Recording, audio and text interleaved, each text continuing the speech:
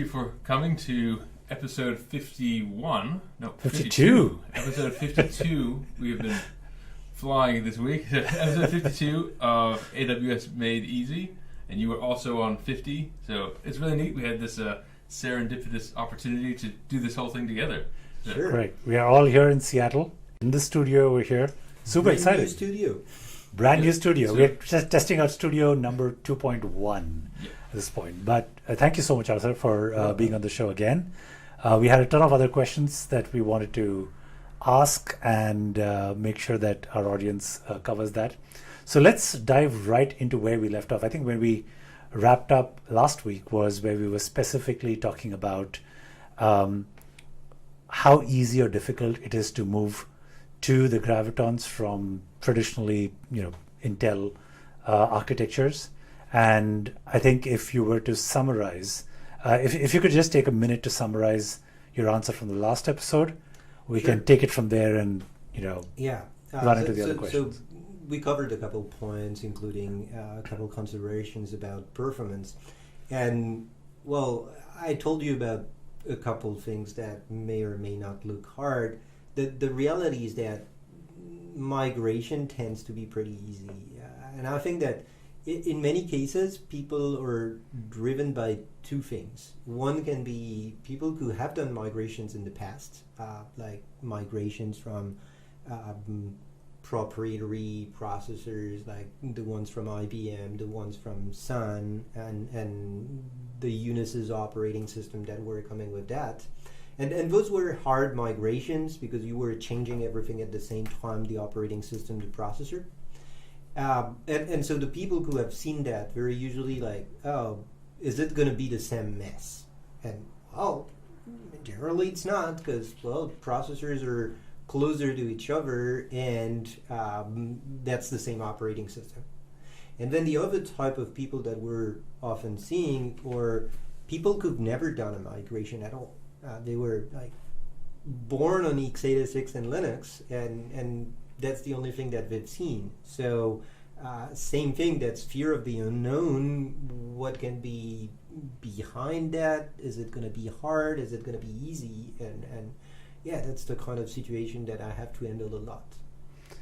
Yeah, while easy, so one of the things that I got really excited about early on was when Lambda introduced Graviton compute under the hood. It's cheaper, it's, you want to use it, it's environmentally more friendly. So we, took an early step to see if we could just directly migrate stuff over to Lambda. But then we ran into a bunch of issues around the fact that everything from the OS to the libraries that you're using to the code that you're running, all of that has dependencies. And because they were originally compiled as x86, there isn't a simple switch that you could turn on to have even simple functions running on Graviton. Are there any tricks to the way you would manage layers and stuff like that that could actually make life simpler for people who want to switch at least Lambdas over to Graviton? Yeah, there are actually a lot of different cases for Lambda depending on how you build your Lambda function. So if you have a Lambda function that relies on one of the runtimes that we are offering, and particularly one of the high-level runtimes, I'm thinking here about Python, about Node.js, as long as your functions are high-level enough, that's going to be almost transparent. It's just a matter of taking them, re-uploading them for ARM64, and you're done. Yeah. It starts to be a little bit more complicated when you're using one of those high-level languages, but with dependencies on libraries for those languages that are written in lower-level languages. Like Python, for example, you have so many Python libraries that are actually importing at runtime dependencies that are actually written in C or C++. So all the NumPy. NumPy. NumPy is the one that is so classical, and many of the ones that are doing heavy mathematical computations, they're going to be written in lower level languages because, Python is not that fast. Right. And that's a case that happens often.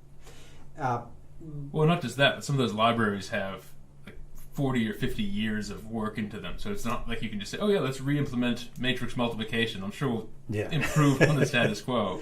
Or matrix inversion. Yeah, so there's that. And the reality is that those libraries that those higher level libraries are depending on, they're actually ported. So everything that's behind NumPy has been ported to ARM64 a long time ago, or is already super portable. There's not necessarily something architecture specific to those.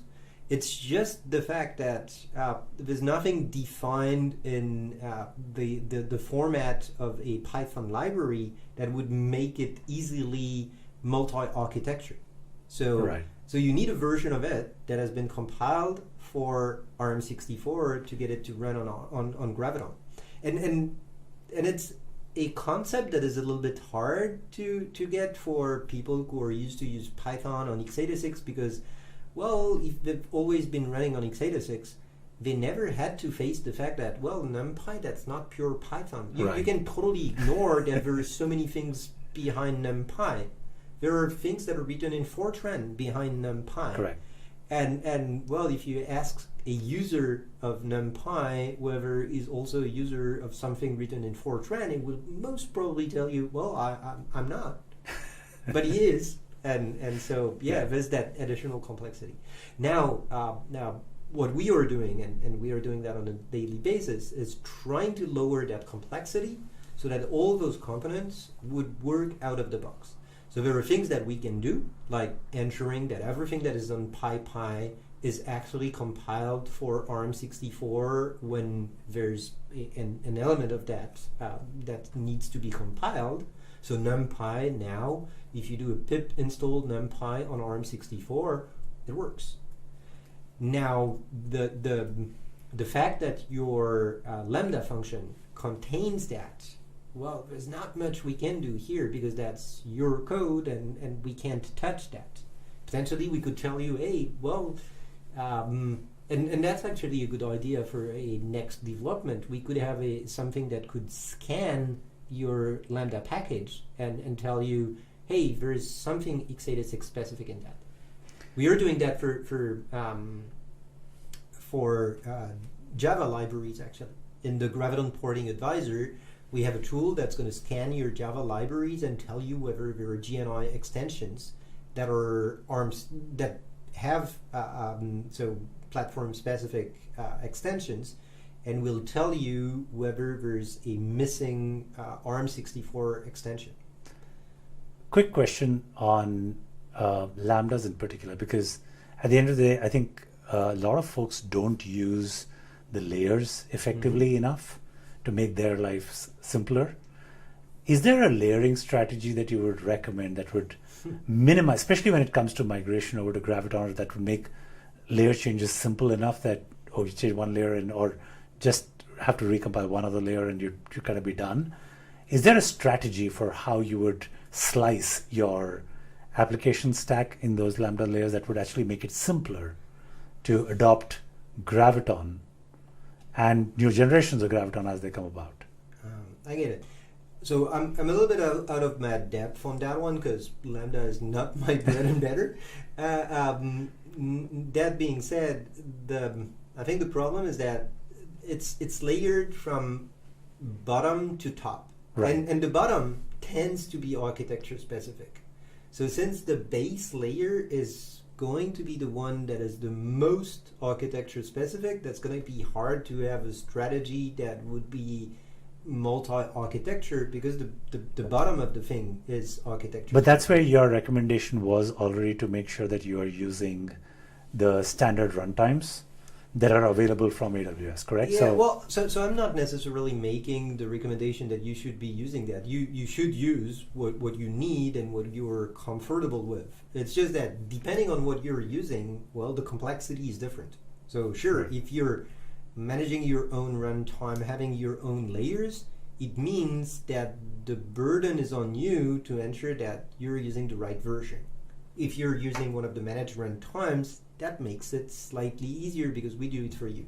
Okay, so let me just put it this way. If I were to prioritize on ease of use, okay, more than, yes, there are tons of trade-offs on all fronts, but let's say we were prioritizing for ease of use. What does a checklist look like that would make it really simple to move versus other complexities that get added that just make it a little harder to move? Yes, those complexities are added for different trade-offs. Mm-hmm. Someone might want performance somewhere, someone might want greater compatibility with other stuff, which adds its own complexity. But if I were to just move over to Graviton in the simplest possible way, what does that checklist look like? Which would be a no-brainer. And actually, that's probably more or less the same for both Lambda and for running on an EC2 instance within or without a container. I would say the simplest to move is anything that would be in a high-level language without any low-level dependency. The trick, though, is that you don't really control whether you want to bring low-level dependencies or not. So I can tell you what's easy, but that's hardly a strategy to ensure that in the future things are going to be easier. The way I would approach it would rather be like assume that everything exists for ARM64 and do it the best possible way for you, and tell us that what does not work for you so that we can fix it. Our goal is really to ensure that you get a seamless experience. Got it. So you're saying that for most users of most packages, that they're not the only ones using it. And so if they can tell you, then you can kind of act as this more centralized repository. You meaning the Amazon. Yeah, every time we fix something for a given customer, well, we actually fix it behind the scene for tens or hundreds or thousands of other customers. And so for some of the most popular languages, and when we can know what are the really popular things, we do it proactively. So for example, for Python, we took the list of the 2,000 most popular packages on PyPy, and well, initially that wasn't the 2,000, that was like the 101st most popular according to the statistics that you can get from PyPy, and we went through the list, and all the ones that had binary extensions, well, dynamic libraries that were loaded at runtime, we would go check what was wrong, get in touch with the open source project that was behind, and ensure that those packages were recompiled so that there would be an ARM64 version. A while ago, I was working with a drone company, and they were trying to get a certain version of an underlying dependency to work in Python, and they were trying to get it to work on the NVIDIA Jetson. And it turned out that the dependencies just had different package names. So our Ubuntu bash scripts, there was literally just the names of the packages were different, but the ARM and the x86, they both existed. I have a curious question about the instruction set. Sure. I have grown up with the Intel architecture, everything from 286s to the 386DX, then the 486DX and Pentiums and so on. And there was a time when I used to subscribe to the Intel manual with all the instruction sets and used to, read through them. And I understand how those instruction sets evolve.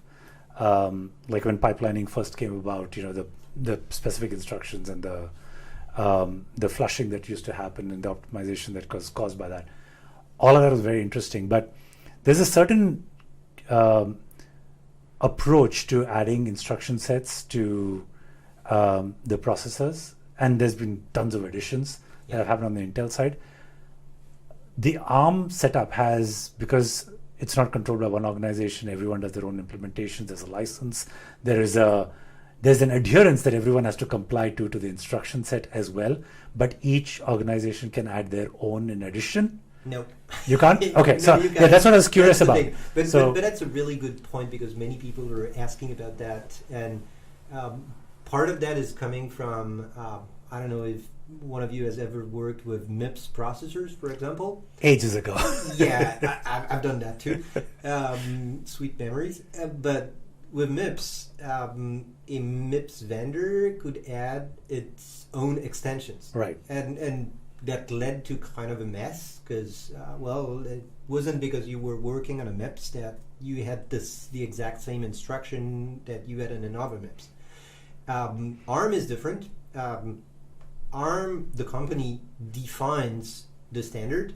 There are revisions to that standard. So just as on x86, there's a certain number of instructions available with, let's say, Skylake, and there's new instructions added for the next generation, and then the next generation. And with Ice Lake, you have new things for neural network, those kind of things. So the instruction set is constantly evolving and getting new instructions. Right. That's the same on the ARM side. ARM defines the instruction set. Each new generation gets new instructions. So a Graviton 2, for example, that's an ARM v8.2. That's the hardware architecture, which maps to a certain number of instructions. Graviton 3, which is an ARM v8 v8.4 plus a couple extensions, get more. There's, for example, the scalable vector engine that has been added. There's a bunch of instructions for random number generation and a couple others. But the standard is applied to everybody. You can't, as a vendor, get your processor to be called an ARM processor without complying to that instruction set. So there is a series of tests that your processor will go through to ensure that it complies with that. So a processor with the ARM instruction set built by AWS is going to be compatible with a processor built by another vendor. And it can go pretty far. For example, Graviton 2, we use a blueprint as a design from ARM, which is called Neoverse N1. Ampere, which is another ARM processor vendor, they have another processor that has been designed with that Neoverse N1 blueprint. Right. And that's the one you get when you use an ARM64 instance at GCP or Azure. Which means that those two processors, the Ampere processor and the Graviton 2 processor, so they have differences. The way the memory is handled is, from a hardware standpoint, is different.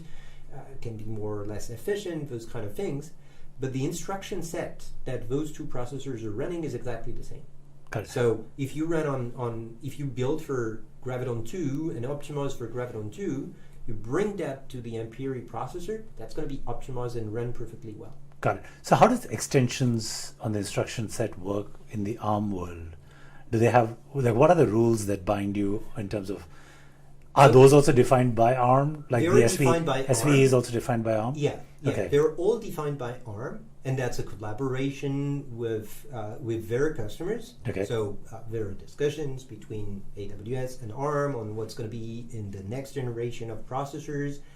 There's most probably, I'm not part of it, but discussions between the other vendors and ARM on what's included in the next version of the standard. Got it. So that's just like, imagine you're a vendor developing, I don't know, mathematical library. You talk with your customers about what's the next API function that they want and that you will get added to the library. Got it. The relationship with ARM is the same. You co-define with your vendor what they will put in the next version of the instruction set, and then you get the possibility to implement that. So things like SVE and some of the other extensions that were added recently in Graviton 3, those are all things that every vendor of ARM who is on that particular version of the instruction set, whether it be 2.8.4? Oh, V8.4 V8.4 for right. Graviton 3. Correct. So everyone is going to be required to implement SVE as well? So there's a core of instructions that are mandatory, right? That everybody has to implement. Okay. And then there are instructions that are, or features that are optional. Got it. And same as on the Intel side, like not every Intel processor implements AVX 512. Correct. So not every ARM processor is going to implement, I don't know whether AES is an optional feature or not. I think it's optional. Probably depends on the version. But some of them will implement it, some others won't. And the processor is going to give you, the operating system and sometimes the user land the ability to ask whether it offers a certain feature or another. So behind the scene, usually people are not aware of that, but that's interesting. There are many libraries that are going to check at runtime whether a specific feature is available, and depending on whether the feature is available or not, call a specific implementation. Like imagine a mathematical function. You can write it using either Neon or SVE. If SVE is there, potentially it's going to use SVE. And same thing on the x86 side. You use a linear algebra library. If SSE is available, maybe it's going to use SSE, but if AVX is available also, that's going to be faster with AVX, and so it will rely on that one. Got it. I have a follow-up question, again, related, but in a slightly different direction, which is, with Graviton 3, there were tons of new security features got added, literally at the chip level. I assume that a lot of those are kind of unique to this particular ARM architecture, and particularly AWS for its use cases and for how or where those are being implemented. Where does that fit in the overall blueprint that ARM gives, or is there flexibility to add other capabilities like security that seems so awesome to add at that level? So there are two different things. There's the processor itself and the design of the cores, and here that's pretty tightly constrained. So we everything we do is in the standard, and we can't drift from that. Right. So whatever we do, others could do it also, and that's actually a good thing. It means that that's an ecosystem with a standard that can be implemented by others, and we can't do anything that would be 100% AWS specific. Got it. And then there's everything that's around. There's the Nitro platform. Right. There's the way we handle the I/O. There's the way we handle the network. There's the way we do memory encryption, for example. So the part where we do memory encryption, that's not part of the standard. There's nothing in the standard that tells you whether the memory is encrypted on the fly or not. And so we do it transparently, but it's outside the blueprint and the standard. So should I think that on the die, you've got one part which is pure processing, ARM specified blueprint and required, standard instruction set, that's all done, but all the other peripheral stuff on the die, which relates to either the interconnect for 3 sockets to be on a motherboard and allowing that kind of communication, to security, to encryption for the memory, all of that, which is peripheral to the cores, but still on the die. Yeah. That is all potentially custom. That's mostly true, yes. There are other things that are provided by ARM. So, for example, the interconnection between the cores, that's a CMN 600 on Graviton 2, a CMN 500 on a Graviton 3. So that's the network that connects the core together. Got it. The thing that makes the memory hierarchy flat, that thing is also a blueprint from ARM. Now, the memory controllers, that's our design. The I/O controllers, that's our design. The way we handle the boot process and the connection between that boot process and the Nitro component of the architecture, that's our design. So it's a bit of a hardware design Lego box where you take some components, they have tunables, so you can choose to arrange them in a different manner. Like the cores of the processor, the blueprint doesn't tell you there needs to be 64 cores on the die. You can choose anywhere between, I actually don't know the exact parameters, but let's say 32 up to 128.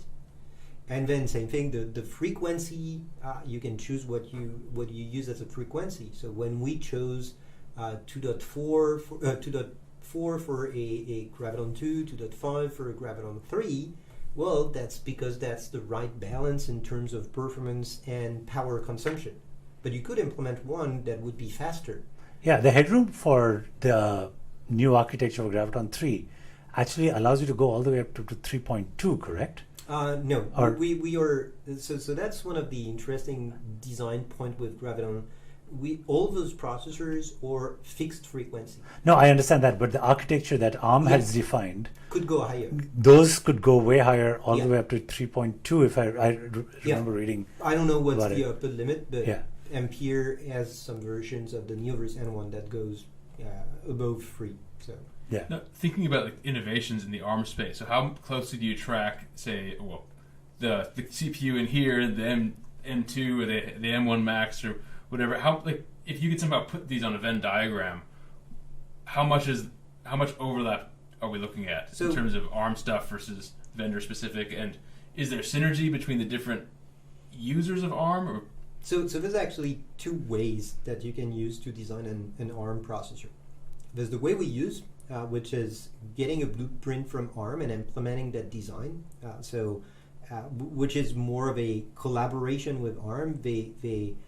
We give some input, they do part of the design, we do part of our own, and we collaborate together to make something. Right. And then you also have the ability to buy from ARM the license to use the instruction set.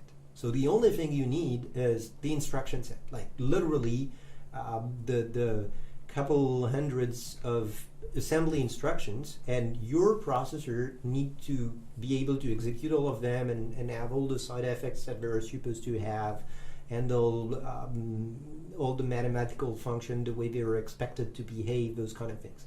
And then you do whatever you want with the silicon. And that's what Apple is doing. Got it. That's a fully custom core that is entirely their specification. And that's the two approaches that are possible. So that's for the hardware design. But the behavior of the processor at the software level still complies with the ARM standard, which means that that thing that you have compiled for Graviton 2 and that you run on Linux, if you run a Linux virtual machine on, well, the MacBook that I have in front of me is an M1, I can run the exact same thing on a virtual machine running on that processor, and it will execute the instructions that I have compiled for a Graviton 2 perfectly fine. I have a follow-up question that a lot of the audience who build iOS apps are very curious about, which is, now that you have Graviton 2 on the ARM processor and the Apple ecosystem has adopted the ARM ecosystem as well, do we get a different set of instances for OS X that now not rely on a farm of Mac Minis or whatever that are being stacked up in the data center and being offered, but something that's more native and more performant, like the traditional Intel, AMD, and other Graviton instances that we get on the Nitro platform? Is that something that's up and coming? So there are two things here. There is a technical aspect to it, Right. and there's what's technically possible. So potentially running Mac OS on a Graviton processor would be technically possible. Got it. There's probably few changes that would be needed to be done for that to happen. And there's what a company decides to do from a commercial standpoint. Got it. So the situation today is that if you want to run Mac OS, that's on Apple hardware. And Got it. that's what the license says. And so if you're a cloud vendor and you want to offer customers the ability to run Mac OS and use Apple tools, it has to be on Apple hardware. And that's the reason why we offer Mac instances that are relying on Mac hardware. If Apple would be to decide to change that, well, we would happily change the way we do it. But as of today, the everything you run on Mac OS has to run on Mac hardware, on Apple Yep. hardware. Got it. So I think when it comes to device farms, and we are kind of very heavily reliant on those Mac instances as well. so we could still picture those racks of Mac Minis. That might still be the case. Pretty much. I remember the first time that was introduced, there was a photograph that got published about a massive truck with just Mac Minis stacked from remember that. bottom to the top. Yeah. And it's like, this one is entering the data center. We're going to start offering these soon. It must be pretty hard to kind of keep up with that kind of an ecosystem with now the M2 coming, the M2 Ultra hopefully will be announced in the next few days for the new devices. So it's going to be an interesting race to see, because the demand for ARM chips and scalably getting enough access to those kind of processes is the demand is very high, and so it'll be interesting to see how that demand gets serviced. Well, as Raspberry Pi enthusiasts, I think we could all empathize. Oh, totally. There's some chips that just aren't available. Yeah, I think we were closer and closer to the end of that mess, but it's been a pretty interesting mess in terms of getting components, silicon, everything during the pandemic. We've been pretty lucky, or well, let's say it's been pretty well handled on the AWS side, because AWS has the muscle, isn't it? Like that's once you go and order 10 million processors, any vendor is going to make sure the supply chain gets sorted out. So my little 3 or 4 order with DigiKey is just not going to get pretty far back in the priority. Yeah, that's the thing. We are big enough that we can be pretty well positioned in when we are ordering silicon from vendors, right? And that has kind of insulated us against those kind of issues and made us able to bring enough resources to our customers. So. Yeah, I think that's kind of all the questions that I had, and this has been an absolutely fascinating conversation. Arthur, thank you so much for coming back again, and I'm really glad we could meet in person over here in this space. So thank you once again for coming in and answering so many different questions we've had about Graviton. It's been enlightening. I hope the audience kind of sees the benefit of it and decides to put more and more workloads on Graviton. It is, I can tell you from experience, way more efficient, works so much better. It costs a lot less. So I mean, from all practical standpoints, it's a no-brainer. So figure out a way to put in some resources, figure out a way to get to Graviton as quickly as you possibly can. It's really efficient, and in this time of uncertainty where cost is becoming such an important criteria for all the infrastructure that we run, this seems like a simple solution. Actually, that leads me to a follow-up question. So one of the things we say is managed services. For any managed services, you put those in Graviton right away. Why would someone not want to do that? Why would someone want to care about the architecture of their Elasticache or their OpenSearch server? Well, the reality is, I wish we would have never exposed the underlying architecture. Yeah, I was wondering, like, that should not be exposed at all, right? Yeah, think about DynamoDB. You don't know what DynamoDB runs on. Correct. I'm very happy to not know that. And you don't need to know. That would be horrible for me to know that. And so using DynamoDB, you don't even have to think about which version I'm using. It's just there, and you buy a certain level of performance, and you don't really care what it's running on. Same thing for S3. You don't know which architecture S3 is running on. Right.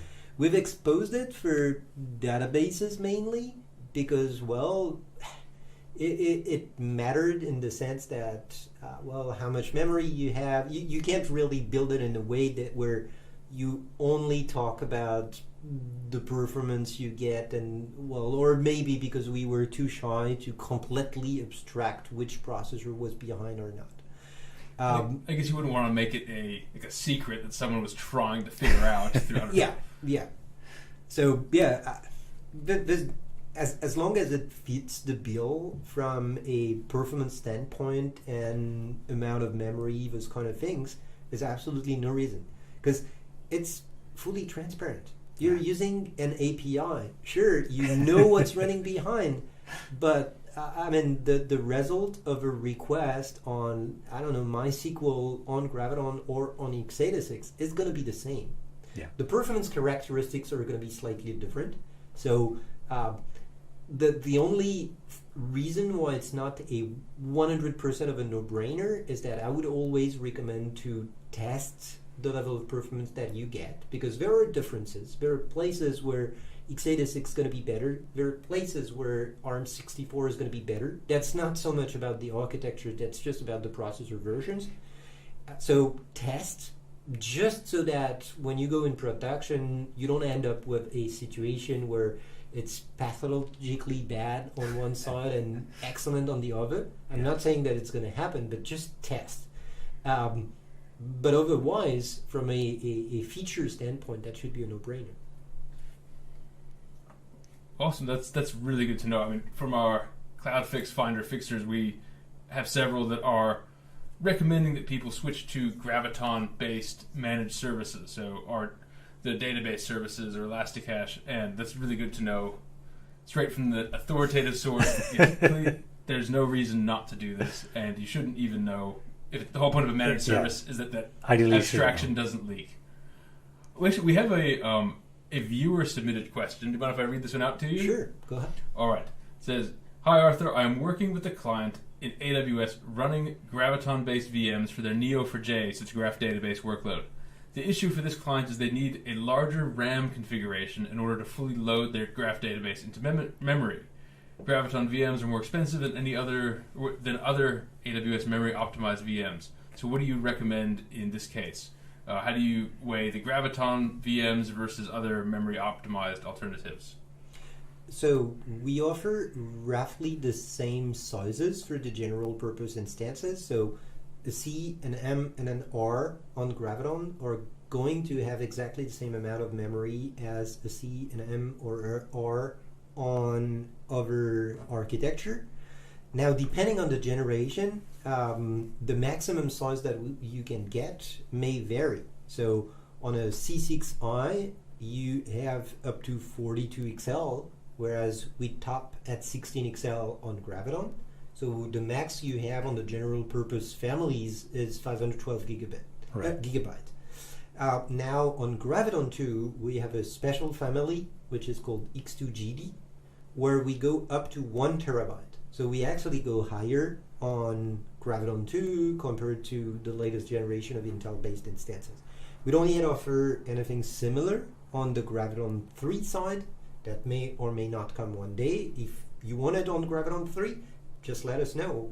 I mean, that's as usual. We do and build what customer needs. So if there is a need for a huge amount of memory, let us know. I actually have one particular use case, and this is something that we've been waiting for. And thanks for asking that question, because it goes right into one of my real use cases. We have traditionally, just because of the sheer underutilization of, our database resources, we have clusters of Aurora, which run up to 2,000 schemas each, because individually they barely use anything. But when you put them on a very, very large machine and you put 2,000 schemas there, one, your average utilization flattens out, and second, each one of those schemas gets amazing new performance. So the marginal cost of adding a new schema to it is nearly zero. So tons of benefits of doing it. We have been on the db.r5 24XL for a really long time, and the only thing that's preventing this cluster from moving to Graviton is the fact that there isn't a 24XL equivalent. So one of the conversations I was having with my team earlier today was, actually earlier yesterday, again I'm jet lagged, so lost sense of time, but one of the conversations we were having was, does it make sense to move to the db.r7g 16XL so that the performance boost that we get between the R5 24XL and the 16XL kind of cancel out with each other? There is the memory difference, of course, that we do that. And there is also the 7 to 8% price increase between the R6G and the R7G. So does it make sense? And the math just seemed insanely complicated to kind of just figure that stuff out. But if there was a 24XL, the move to Graviton on these scenarios would pretty much be a no-brainer. Yeah, I'm going to make a really essay type of answer here, which is it depends, because it really depends. So if your constraint is really the amount of memory, sure, on Graviton 3 we don't offer as much memory as we do offer on a 24XL. But that's hard to figure out, right? Because like in the case of, if you're running a JVM or you're running a database, they're going to use up whatever memory you give it. You can run the same database with 512 gigs of RAM, and you can run the same thing with a terabyte of RAM, and it'll just use up all the space that's given to it. So then it boils down to the performance of the CPU, the I/O, how much you have to keep loading into memory, and it becomes very complicated. And you start entering the world of performance evaluation and performance analysis, and that's a complex one, sure. Yeah. One of the things you can do is just test if you have the ability to reproduce more or less what you see in production and see how it behaves. My hint would be from a pure CPU processing standpoint, you will probably get as many processing power on a 16XL Graviton 3 as you would on an Ice Lake 24XL. So you're Got it. If the bottleneck is just the processing, that's going to be totally fine. We've seen many customers moving from 5th generation 24XL to 6th generation on the Graviton side, so Graviton 2 based, like an R5 to an R6G, and moving from a 24XL to a 16XL. That works really well, unless you really need that amount of memory. Yeah, the trade-off is a little more complicated because like our utilization, CPU utilization is only about 40% on the server. But again, that's a function of the fact that everything is sitting in memory. Yeah. You have a much larger memory footprint. So all the data is already loaded into memory and you're not constantly swapping it in and out. We don't know what the CPU utilization would, or how it would change if you moved it to half the size. So you can make yourself look more efficient by doing the wrong thing, and it'll look like you're using CPU a lot more, but you're actually just thrashing where you shouldn't be. Yeah, but it's not just CPU, right? Here it's also I/O, because everything has to be pulled out of disk and then loaded into memory. Yeah. And disk I/O is way slower. Like I get less concerned about CPU when it comes to databases. I'm most worried about memory and I/O. And you want to touch I/O as the I/O should be as idle as possible in almost every scenario. The network I/O is going to be huge because yes, that's what everyone's querying all the time. But disk I/O should be as idle as possible when it comes to databases. Yeah. So no, the best answer I can give you is it's a matter of looking at the workload, using tools to analyze that what's running, where your bottlenecks are, whether you can reduce the amount of memory you have without any impact on the level of performance. And that's not something you can tell without having a look. Can you tell us what the constraint is that's preventing the 24XL? Oh, it's a Is it a business decision? Is it an architecture yeah, decision? it's a business decision. We could decide to make a 1 terabyte instance on Graviton 3, just like we've done it on Graviton 2. Right. So if there's demand for that, we will do it. It's just that. Okay, so we need to get the email address of the person to make a recommendation. I mean, for everybody watching, whenever you need something, and just let your Amazon representative know about it. They have a mechanism called a PFR where they can tell our teams what is missing and who needs it and how amount of that we need. And that's exactly what we use to prioritize the next generation of instances, the next feature we will develop in any given service. Every development team at AWS has a visibility on those customer requests, and they use that to prioritize their roadmap.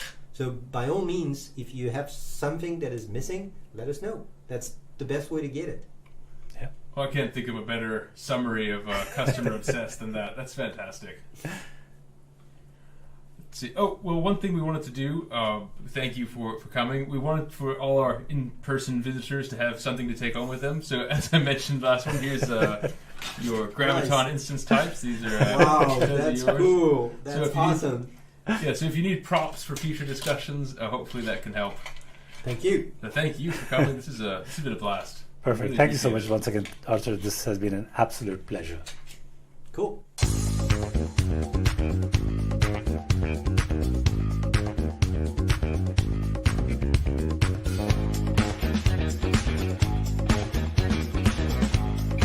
Public cloud costs going up and your AWS bill growing without the right cost controls? CloudFix saves you 10 to 20% on your AWS bill by focusing on AWS recommended fixes that are 100% safe with zero downtime and zero degradation in performance. The best part? With your approval, CloudFix finds and implements AWS fixes to help you run more efficiently. Visit cloudfix